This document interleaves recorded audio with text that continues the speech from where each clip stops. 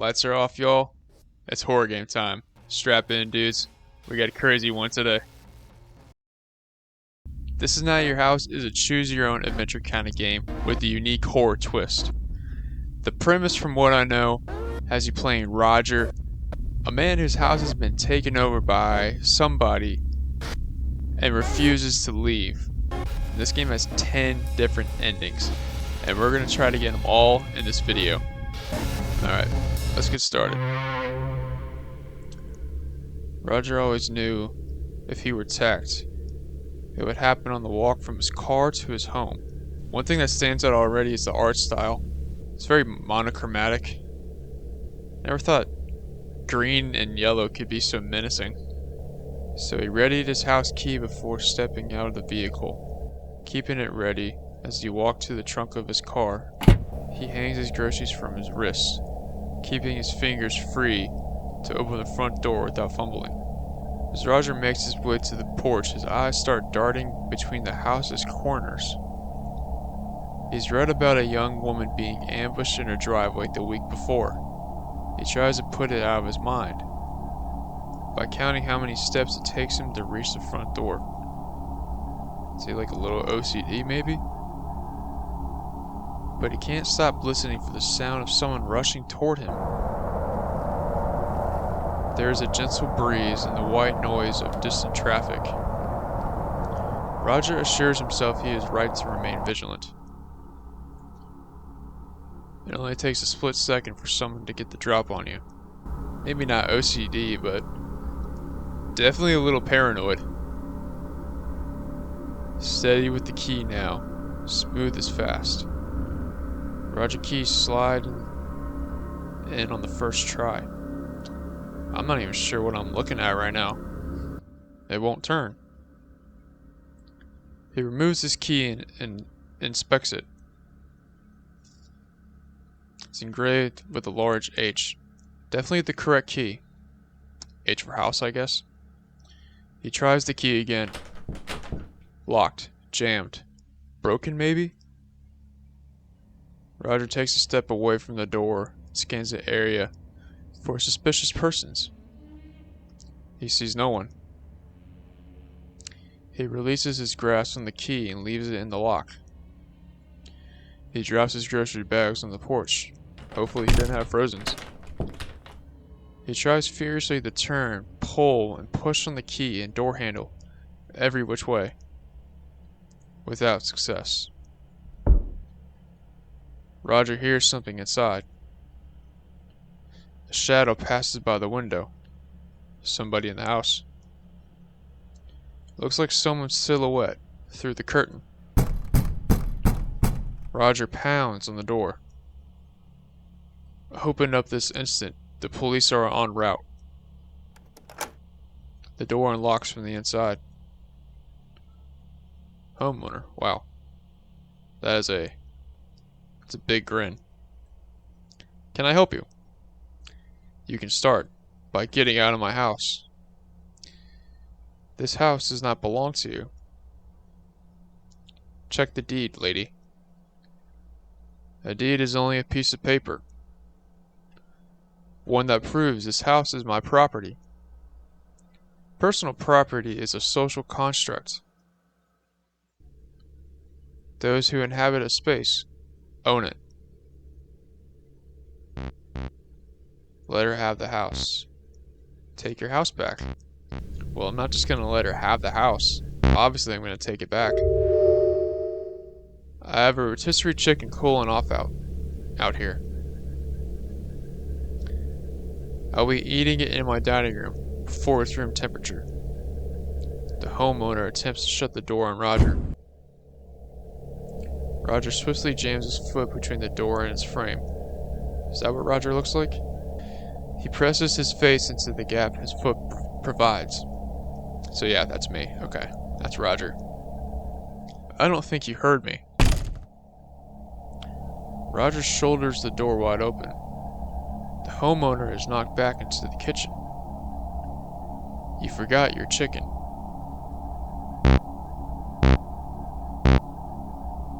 Did the chicken stand your ground? think I'm gonna stand my ground. I'll get it when you're gone.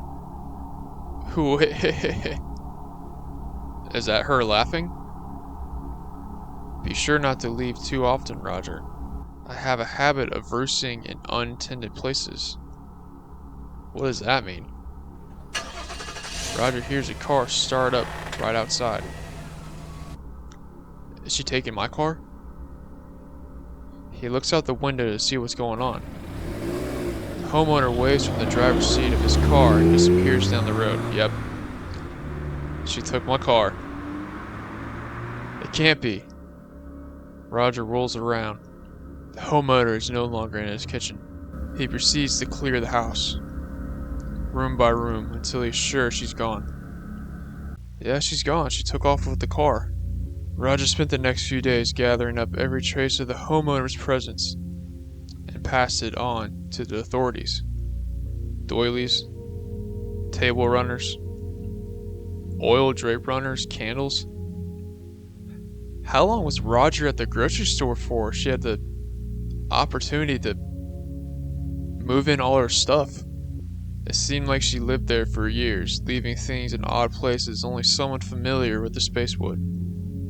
It took Roger an additional half day just to rearrange the furniture. Thankfully, she hadn't moved in her own. Then, there was nothing left for Roger to do, except his grocery shopping. He decided to have his groceries delivered by a boy from the neighborhood for a while. That's smart. I thought I was gonna loop back where I go to the grocery store and she returned. Looks like Roger's a little smarter than that. He didn't want to leave the house alone. He started to feel silly about it after a few weeks passed. Police couldn't locate his missing car. He bought a junker so he could handle his errands around town. Roger didn't notice the walk from his car to his house anymore. Only thing that worried him is whether or not he could turn his key when he got home. A shadow passes by the window. End credits. So that was ending one, I guess. Nothing really happened. Just Roger kind of lives in a state of constant paranoia. So a cool thing about this game is that instead of playing through the entire game over just to get to a certain choice, to maybe see what a different outcome would lead to, you can just skip ahead right to that choice. So instead of going through all that dialogue again, I'm just going to skip to the next choice, and here I am. So, I want to see what happens when I let her have the house. Keep the house. I'll take my car and head down to the station. The police station, I hope. Which car is that? The one I just pulled up in. I didn't notice. The only one sitting in the driveway. But sir, I wonder where her car is. Where did she come from? That's my car. What in the hell? Roger turns just in time to see the car he calls his own, reversing into the street. He sees the homeowner wave to him from the driver's seat. But she was standing right in front of me. How did she get in the car so fast? She disappears down the road. It's bizarre. Here, let me help you with that. Roger tries to run after his car, but the homeowner grabs hold of his shirt. So, she's in two places at once? She slips it off with one deft sweep. Roger spins around, trying to grab hold of his button down. He feels goosebumps forming on his arms as his nipples harden. Give me my shirt back. No need for these either. The homeowner grabs the hem of Roger's pants and yanks backwards, knocking Roger flat on his back. First she took my house, then she took my car, now she's taking my clothes? Who is this woman? The homeowner quickly slides off his pants and the remaining articles of his person. Roger lies dazed with his head pounding from the collision with the porch. He can hear the sounds of rustling fabric and crinkling plastic bags. Roger wraps his arms around his head and groans. Please, not my chicken, not the rotisserie. The homeowner gathers Roger's things, glides into the house, and slams the door shut. Roger pulls himself to his feet. He cups his genitals in his hands and tries to keep warm. He shakes from the cold. And it's cold outside. Break down the door, wait her out. Seek shelter, find help. Well, she's definitely not gonna come out. So my best option is probably finding shelter or help. I don't think I want to break the door down because I don't know what I'm dealing with really. So let's find some shelter. With no immediate means of retaking his house, Roger thinks it best to find somewhere to rest. He takes off into the woods in search of shelter from the elements. Roger finds a grove just before dark. At its center stands an immense hollow tree. Roger crawls inside and huddles against its bark for warmth. It protects him from the biting wind outside. As he settles into the comfortable position, his breathing slows and he drifts off to sleep. What's cool about the artwork is that, like, I feel like the further back I sit, like, the better the picture comes into focus. Like, I can tell, like, what I'm looking at. So with my face, like, close up to the monitor like this, it kind of just looks like a jumble of pixels. So I kind of gotta, like, take a second to even really realize what I'm looking at. He wakes the next morning to terrible hunger pangs. Yeah, 'cause he got no chicken. He crawls out of the tree and onto the dewy forest floor. He scrounges around looking for food. He happens upon a large growth of mushrooms. Eat the mushrooms, don't eat the mushrooms. I probably shouldn't eat the mushrooms, but it'd probably be a lot more interesting if I did, so we're gonna see what happens. Roger consumes the mushrooms with a desperate ferocity. Ooh, a little music going now. They have a bitter taste, but Roger's hunger allows him to chew through it. As his belly fills with the mushrooms, he starts to feel ill. His head begins to spin. I think we know what's happening. His manner of thought shifts and becomes fluid. Roger sees the world around him as a part of him. Or he is a part of it. He is becoming one with nature. A very small part. A moat. The homeowner was right, in part. Personal property is a construct. What did she say? It's where you inhabit that you call home?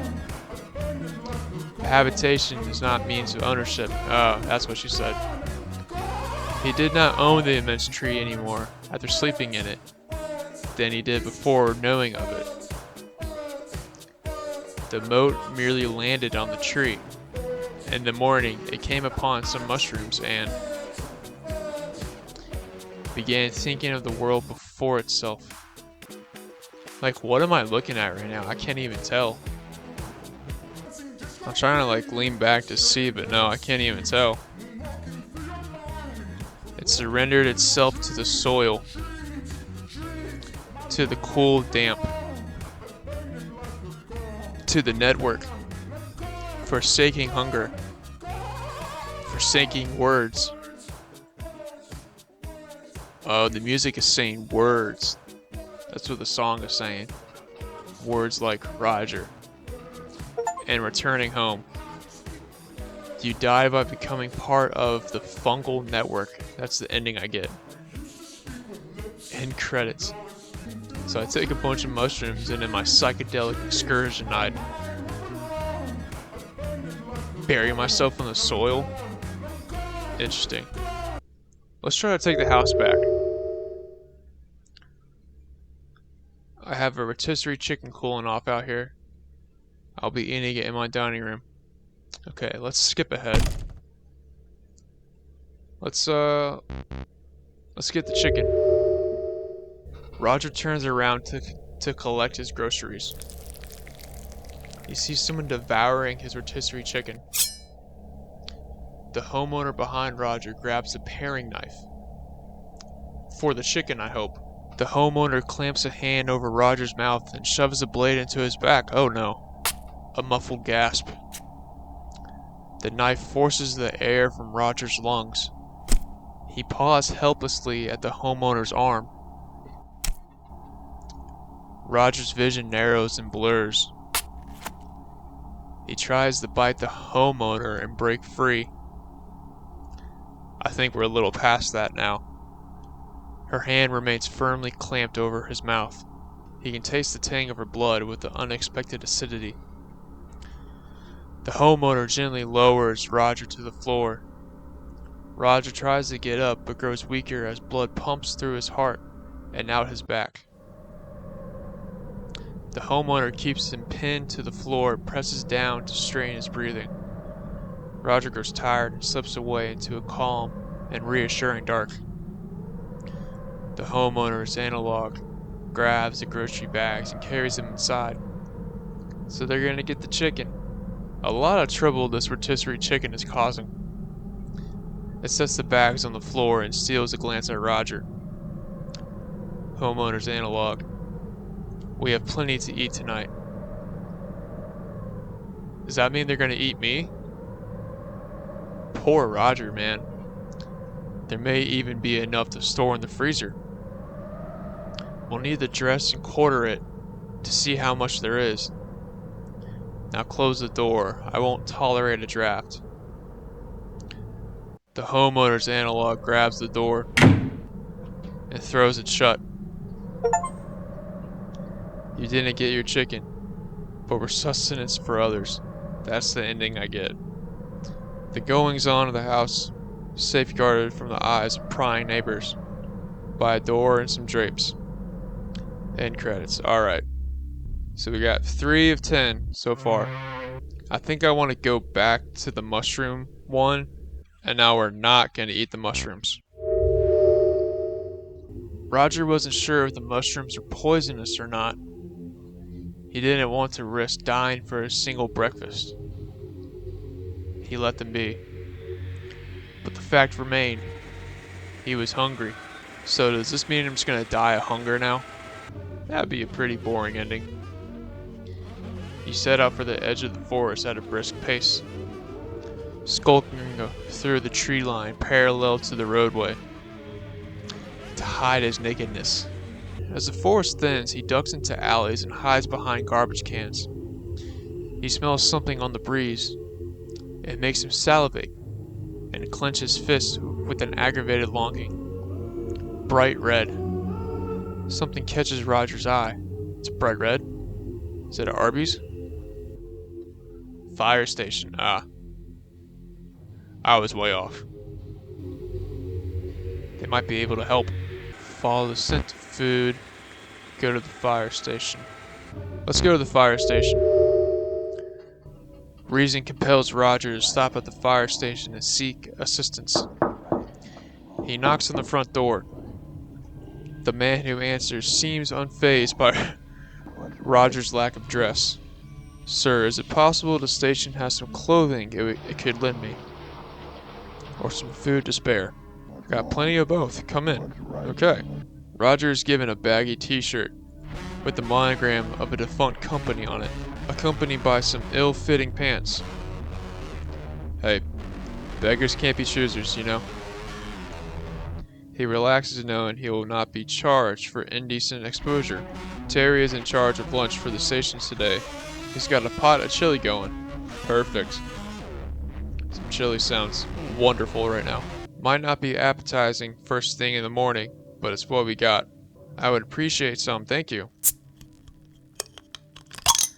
The fireman nods and hurries back with a bowl of chili and a cold beer. So it's a little too early for chili, but not for a beer? What kind of fireman is drinking on the job? Roger isn't normally one for beer, but it is dark and filling. So if you don't mind my asking, what's got you out on the street with your pecker hanging out? What's right and what's wrong? I went out for groceries yesterday. While I was out, some woman broke into my house and changed the locks. I couldn't get back in and had to spend the night in the woods. But why was your pecker out? What's right? You like shopping naked? No, the woman had an accomplice who broke into my car while I was trying to get into the house. I tried to stop her from taking the car, but the woman in the house jumped me from behind when I did. I took a bad blow to the head. She stripped me on the porch and her pal took off with my car. The fireman scratches his beard. Why didn't you go to the police? It was freezing out and getting dark fast. I didn't know how to find the station and she took my phone. So I just holed up for the night. Glad you made it. Awfully cold last night. I'm just glad I stumbled onto this place. The facade really stands out. Do you got any kind of documentation to prove you own the house? Of course. I had the deed in a safety deposit box, but I need my ID to get in. And that bitch took my pants, with my wallet still in them. You think she's still in the house? Or took off in the car with her pal? She had no intention of leaving, I can tell you that. That settles it then. I'll get the blues on the horn to get this sorted out for you. The fireman lumbers over to a phone on the far wall. A wave of relief washes over Roger knowing a civil servant is assisting him. Still, the fireman's reaction to Roger's story troubles him. He doesn't want the fireman thinking of him as a crazy old man. Worse still, Roger worries he is a crazy old man and just doesn't know it yet. I would say Roger's probably got a few screws loose. Part of him hopes the woman is still in his house to prove to himself that what he remembers happening really happened. Right and what's wrong? When the police arrive at Roger's residence, they find a homeowner barricaded inside the upstairs bedroom. Raving that the house is hers, she's been there all her life. It's her childhood home. She demands the police get a warrant to search the premises, but she is unable to provide personal ID or prove the residence. Bearing no legal claim to the property, she cannot refuse them entry. They are unable to locate Roger's wallet, believing the homeowner has destroyed it. With the proper paperwork secured and presented to the authorities, Roger is permitted entry to his house. The homeowner is taken into police custody.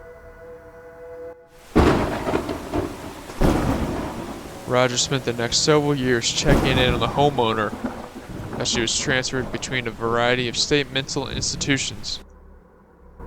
He eventually lost track of her in the system. He nearly forgot about her altogether until his car was recovered. But that was just one, so where was her accomplice? What happened to them? It was unearthed at a site in Nevada where BlackRock was breaking ground on the construction of a new housing complex. Roger put the car out of his mind. He didn't allow himself to worry about the homeowner. He kept his shotgun at his bedside and slept easy. So that was a pretty happy ending. Got his house back. Doesn't have to worry about the woman. But that didn't tie the loose end of her accomplice. Are they still out there? Will they be coming back for the house? Let's see what happens if we click on wait her out. I can't imagine much will happen. Roger was not one to bully others, or be bullied himself. He stood resolutely on his porch, like any respectable citizen would. He spent the first few hours hollering and pounding on his front door. As it grew late and cold, Roger began to lose feeling in his extremities. His pounding became limp and inconsistent. His hollers turned to hoarse whispers. He became warm and a bit drowsy. Roger reasoned it was best to get some rest and resume his valiant opposition in the morning. Reminds me when SpongeBob went on strike at the Krusty Krab. Morning did not come for Roger. He sat on the porch, curled up and nestled his head against the front door. It was the comfiest and sleepiest Roger had ever been. The homeowner discovered Roger at dawn and called the police. cause of death was determined to be hypothermia. See, I had a feeling something like this would happen. He was tagged as a John Doe and placed in the morgue to await cremation. That's right, because he didn't have his wallet, because he didn't have clothes. Roger's final moments were warm, and he was not afraid. He was not afraid because he was already dead.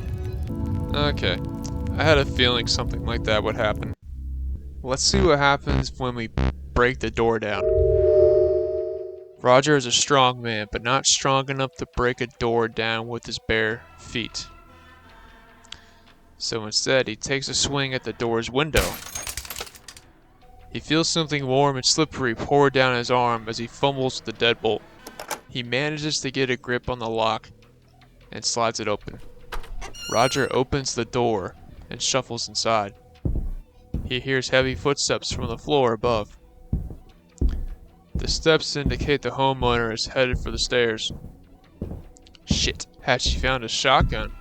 Roger only had a moment to act. Arm yourself, hide, and ambush. If she's got a shotgun, it's probably better to hide. Roger wasn't sure he could make it to the kitchen and back before the homeowner reached him. He pressed himself against the corner wall at the bottom of the staircase, hoping to remain out of sight. The homeowner's heavy footfall makes it easy to follow her movements. Roger sees the barrel of a shotgun slide through the entryway. He grabs hold of it and rushes around the corner. The homeowner falls back on the stairs. Roger yanks the gun away from her with his good hand. The homeowner stares at Roger and tries to sit up. Roger brings the butt of the shotgun down on her face. He presses down, grinding and twisting it into her. Her smile peeks out at him from around the gun's stock. She reaches for the trigger. Roger pulls the gun away and brings it down on her face.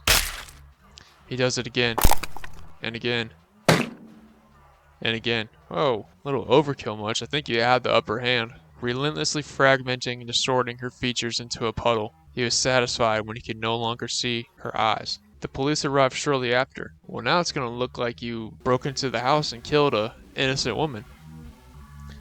A neighbor called 20 minutes earlier due to the sound of breaking glass. Roger's defense team could not adequately explain the circumstances leading to him viciously beating an unarmed woman to death in his home. A woman police were never able to identify. I told you, wasn't going to be good for Roger. Due to excessive facial and dental trauma, missing fingerprints, and a lack of documentation. She doesn't have fingerprints? The jury found Roger Cormack guilty of first-degree homicide. The prosecution convinced jurors that Roger had kidnapped the woman and killed her when she attempted to escape his home. Oh my god. What a twist. Roger now inhabits a cell on death row, awaiting lethal injection. Well, what a turn of events. Oh my goodness. Now we're gonna arm ourselves and see what happens. Roger darts to the knife block in the kitchen, a mere 15 feet away. He yanks out the butcher's knife and wheels around, heading for the stairs. A yellow flash and flecks of cinder. Oof. Oh my god, we got split in half. The homeowner calls the police to report the incident. What is left of the body is labeled a John Doe. It is cremated by the town according to the protocol. The local paper releases a story about the incident, labeling Roger an unidentified drifter and the homeowner as a neighborhood hero. Some locals caught the story and recognized Roger from the area. A correction was printed, but it portrayed Roger as an unstable addict to account for his state of undress and violent behavior. Local officers used Roger as a cautionary tale at school assemblies to display the dangers associated with drug abuse. The homeowner was heralded throughout the state as an example of someone who defended themselves when police were nowhere in sight. She was paid handsomely to act as the keynote speaker for a variety of clubs and events over the next few years. Wow, okay. That ending's quite possibly worse than him ending up in jail, because not only did he get blasted by a shotgun, but he got portrayed as a villain and the woman got labeled a hero. Well, I guess both endings kind of have the same outcome in that respect. I don't know which one is worse. Y'all let me know what you think down in the comments. There is one pathway we haven't explored yet, so we're gonna find some help. Driven by the belief he cannot resolve the house theft on his own, Roger runs off to find help. Running down the road, he spots a police cruiser on patrol. Roger begins wildly flailing his arms and calling out for the vehicle to stop. Well, now it's just gonna look like you're a crazy streaker. You're gonna look like an old man off his meds. The cruiser comes to a halt and an officer steps out from the passenger side. Roger sprints toward him, shouting, attempting to explain the situation. The officer enters a defensive stance and draws his weapon on Roger. Roger freezes in place, thrusting his hands into the air. Don't move. Hands. Let me see those hands. They're up. I'm cooperating. Suspect is uncooperative? Are you serious? I'm cooperating. What am I a suspect of? Turn around. I said turn around. Right now. Probably because the cop's tired of seeing your dong. Roger complies. Walk backward toward me. Roger walks backward toward the officer. Not so fast. Roger stops in a lethal game of red light, green light.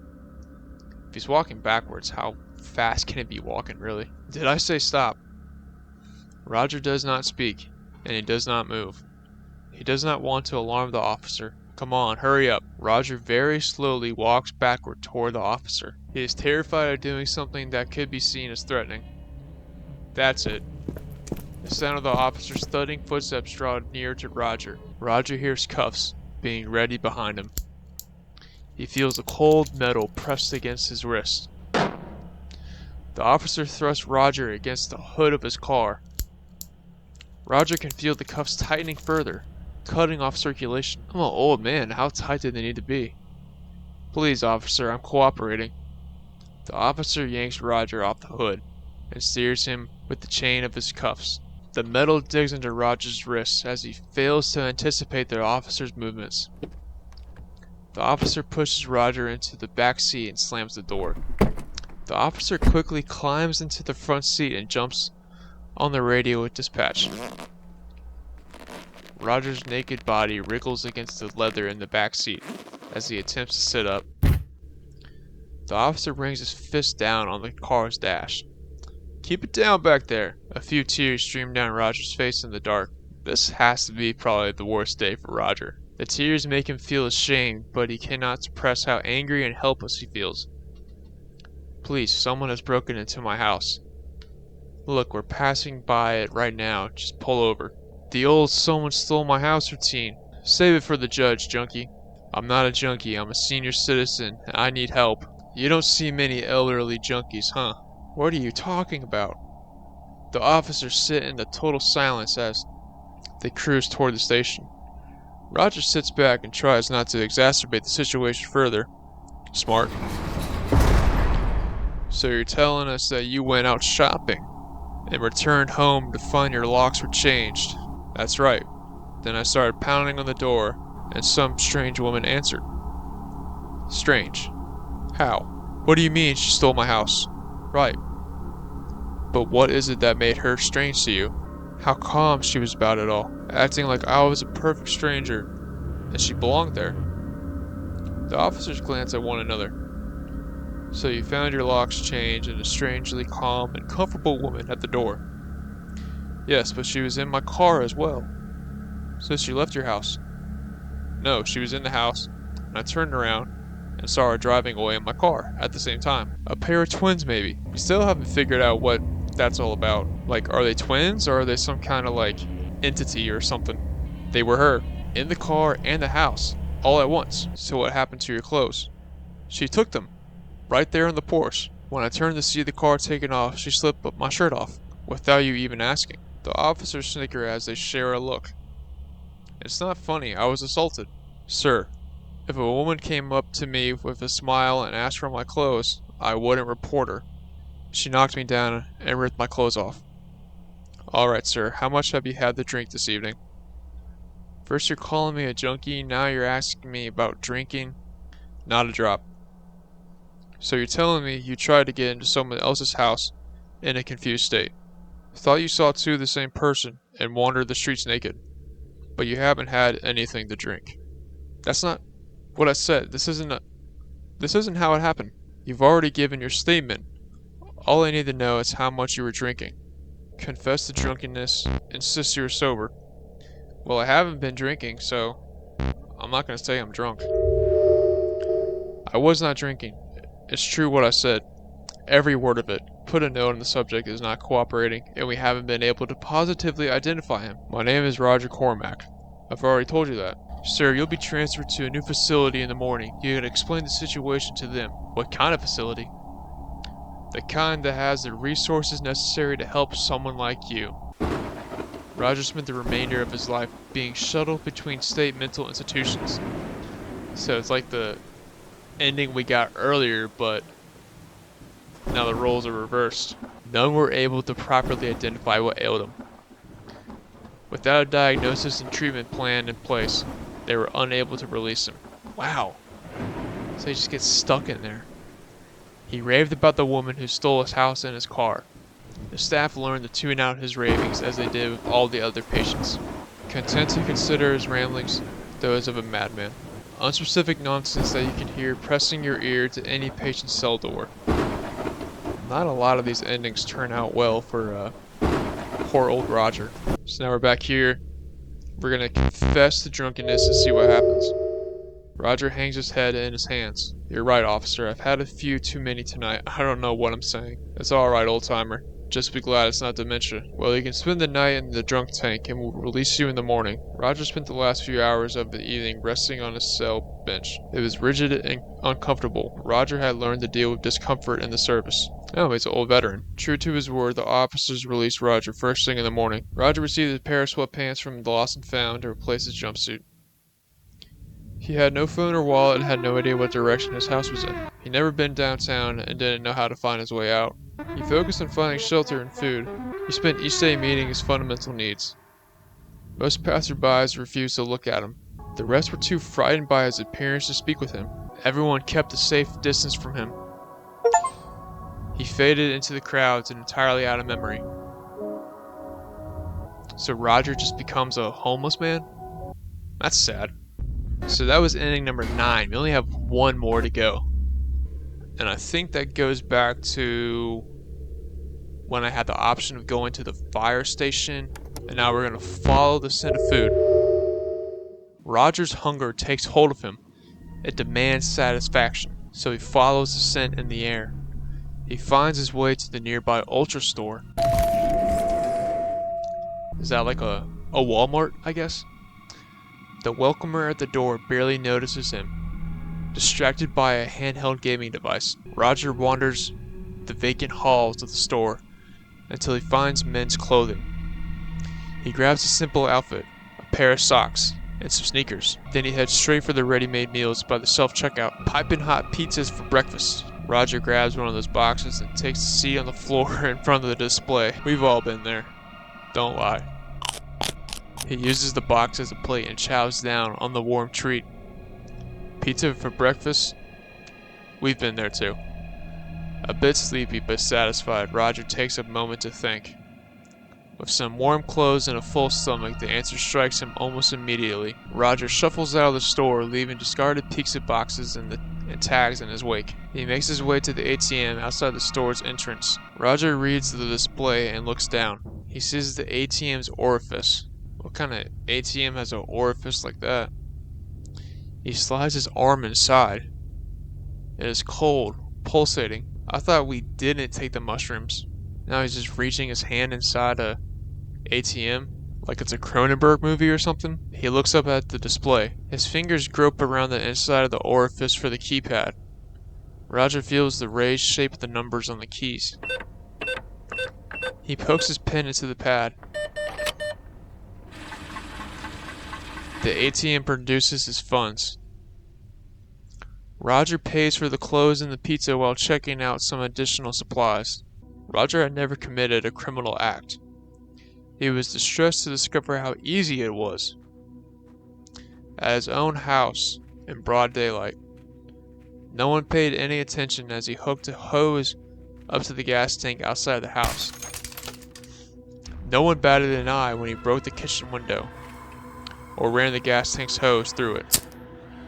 Not even when he threw the lit Zippo inside.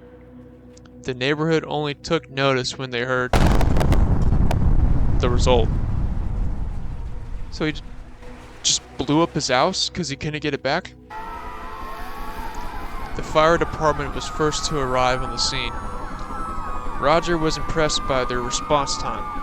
Thankfully, their investigative abilities left much to be desired. They declared the fire a natural accident by a gas leak. Roger was able to claim the full amount on his insurance policy and used the money to buy a home closer to his grandchildren. So it ended up being a kinda happy ending. So that was it, everybody. That was all 10 endings of This Is Not Your House. Most of those endings didn't end up well for our buddy Roger. We still don't really know what the whole ordeal was with the lady that took his house. Like, who was she? Who was her doppelganger? What was their deal? I thought the game was going to explore more into that, but it's kind of just left into the air, which is cool too. This game is very Kafka-esque, where Roger is the only sane character and everyone else around him is crazy, and it's the world is out to get him. Kind of reminds me of that movie Beau is Afraid that came out a couple of years ago, where everyone around Beau is absolutely crazy, which makes him crazy by default. But yeah, this game is fun. Doesn't take that long. It's pretty cheap over on Steam. I think I got it for about a few bucks. Yeah, this game was fun. Doesn't take that long to complete. And it's not very expensive at all. I think I got it for about a couple dollars on Steam. So that was This Is Not Your House. I hope you guys enjoyed the video. Leave a like if you did, and consider subscribing. I'll be coming out with more horror and other gaming content soon. There's lots more on the way. I have big things planned. Follow me over on X, where you can get updates about videos and live streams. And follow me over on Twitch. I stream a few nights every week. I'll leave links to those in the description. With that being said, y'all take it easy, dudes. I'll catch you next time.